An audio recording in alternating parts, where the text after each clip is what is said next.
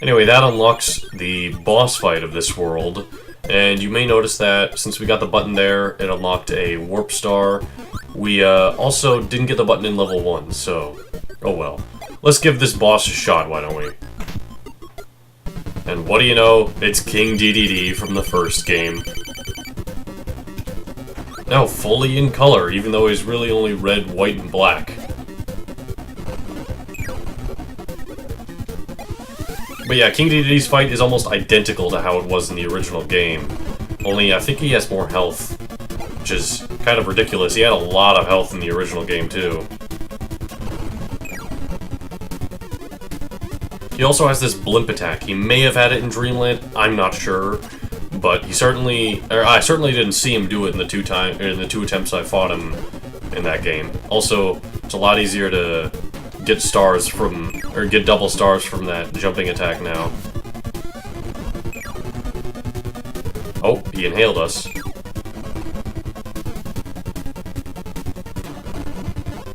We almost got him beat. We still got plenty of health too. The slide ability is useful with his blimp attack because you can go under him after he bounces off of the floor. Also, it can help you escape from that jumping attack easier. Done. King DDD, you're somehow easier than you were last time. And we're now on to level 8, Fountain of Dreams. Using the star rod we've collected, King DDD urges us to not go and place it back in its pedestal. But Kirby doesn't really like King DDD, if you couldn't tell. I mean, he did steal all the food of Dreamland in the last adventure, so he can't really be blamed. Anyway, Kirby restores the dreams to our world. But unfortunately, with that, a dark creature named Nightmare is brought back to life. And this is actually what King DDD was trying to prevent. He was actually a good guy this time. But sends Kirby flying to face off against a Nightmare using the Star Rod. And we now have to fight Nightmare himself. And the Star Rod just acts as a projectile we can throw. It's very nice. But we just have to attack this guy and survive. It's kind of a hard fight just because of how many stars he shoots and because of how many hits he takes. And this is an interesting thing. It's kind of similar to the Hildeberg boss fight in Cuphead, where you want to stay right next to him and shoot him because, of course, you shoot the projectile in front of you, but he's also shooting the projectiles in front of himself, so you end up taking hits. So it's good to keep yourself strafing up and down. It's very similar to the likes of a 2D shooter from back then. Gradius was already out at this point. But that is how the final boss of this game works. We almost haven't beat him. Then again, we're also really hurt. So who knows if we'll make it. Also, this boss is on a constant time limit. If we don't beat him by the time he reaches a certain area, the screen will crush us. So we have to hurry about it. But we go ahead and grab that warp star.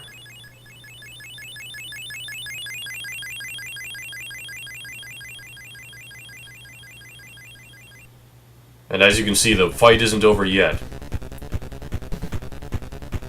Nightmare takes his true form outside of his glowing orb.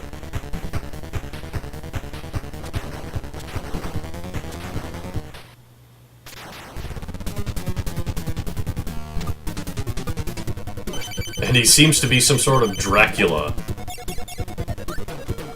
And we can only hit him when he opens his cape, but he also only attacks when he opens his cape.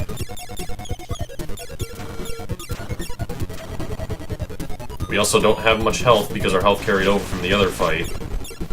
But we do a lot more damage to this form than the ball form.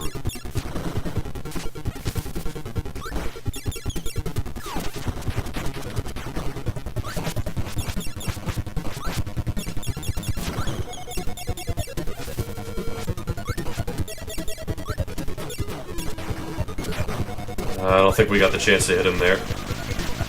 There we go, that's a hit. I'd be surprised if we beat him with just 1 health remaining. He's pretty tough.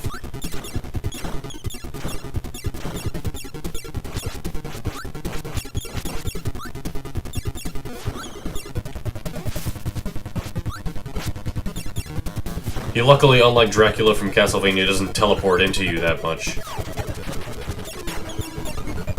Here we are. I find it interesting how his inner body is like a tornado.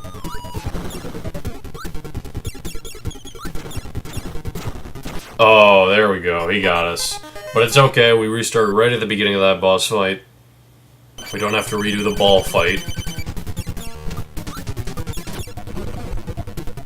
We still do as much damage as we did before, only now we can actually take some hits.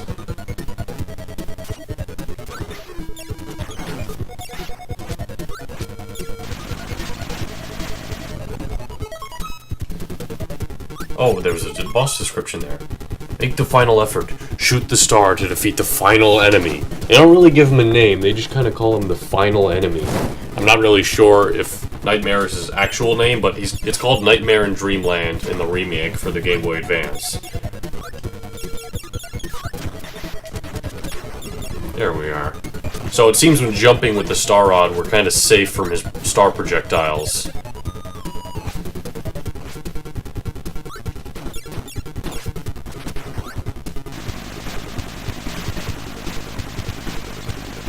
Oh, how do we not hit him in that phase? That's his most open opportunity. Now, that was also a big miss. I don't know how we missed that.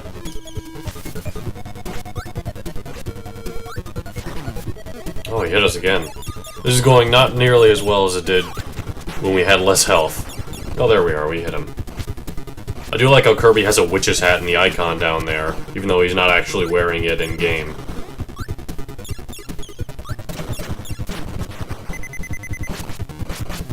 Oh my, we're down to 1 health. Oh, but we got him. With that, Nightmare is defeated.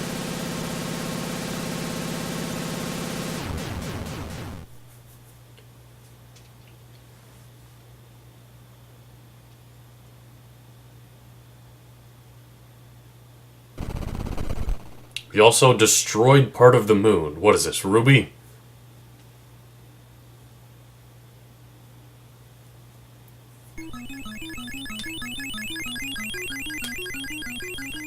Kirby fought to find the Star Rod. But King Dedede did not mean any harm, even though it clearly tried to kill Kirby. Bad dreams had invaded Dreamland. Only now is it giving us the story. A nightmare came to the Dream Spring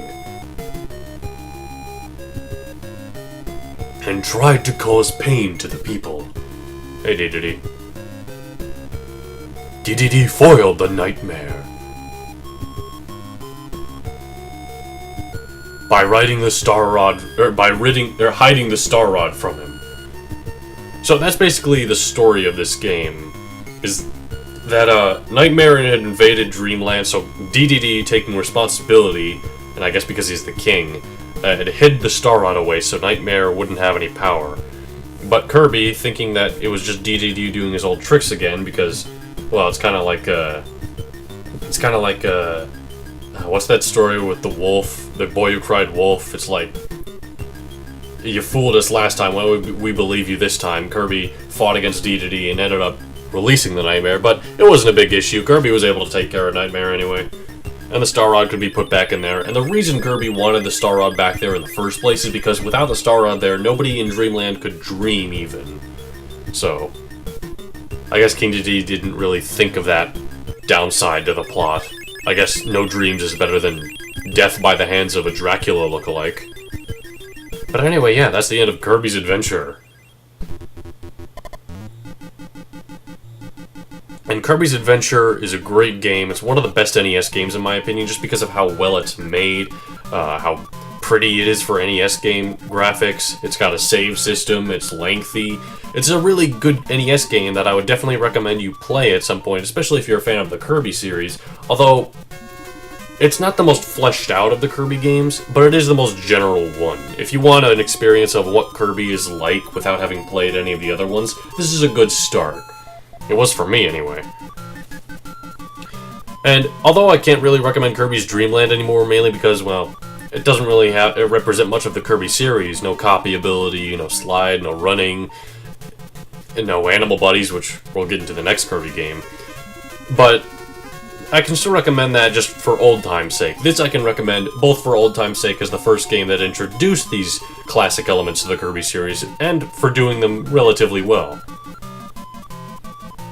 But anyway, even though this is the end of the game, I'm going to be going back and getting the other buttons. I'll have an extra part showing off where they are and how I get them and all that. Mainly just Orange Ocean. That'll be fun.